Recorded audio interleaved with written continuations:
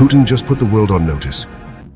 On May 12th, Russia test-fired its newest intercontinental ballistic missile, the RS-28 Sarmat. Known as Satan II in NATO circles, and Putin is calling it the most powerful missile on Earth.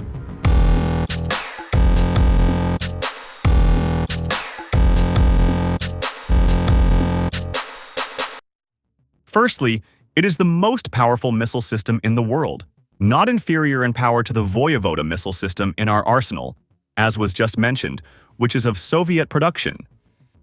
The total power of the delivered warhead exceeds that of any existing most powerful Western counterpart by more than 4 times.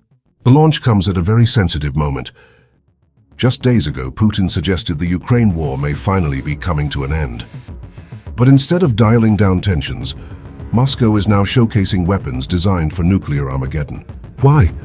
Because the Kremlin wants to send a message, not just to Ukraine, but to NATO, Europe, and Washington. A message that Russia's nuclear arsenal remains fully intact, despite years of war, sanctions, and military losses. What is the Sarmat missile? The Sarmat is Russia's next-generation heavy intercontinental ballistic missile, built to replace the aging Soviet-era Voyvoda system. According to Russian officials and defense analysts, the missile is capable of carrying multiple independently targetable nuclear warheads, commonly known as MIRVs. That means a single missile can strike several different targets at once. The Sarmat reportedly has a range exceeding 35,000 kilometers, enough to hit targets almost anywhere on Earth. Putin claims its warhead payload is over 4 times more powerful than comparable Western systems. The missile is also designed to evade missile defense shields by flying along unpredictable trajectories, including potential suborbital paths over the South Pole. Russia says the Sarmat can carry advanced hypersonic glide vehicles like Avangard, weapons capable of traveling at over Mach 20 while maneuvering mid-flight. In simple terms, the missile is built not just to destroy targets, but to bypass nearly every existing defense system designed to stop it. The timing of this launch matters enormously, because global nuclear tensions are rising again.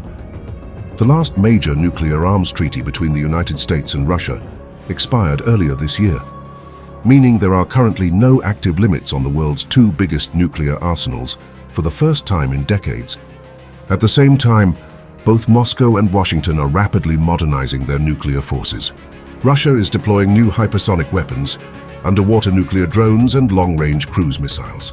The US is investing billions into upgrading its own missile systems, bombers, and submarines.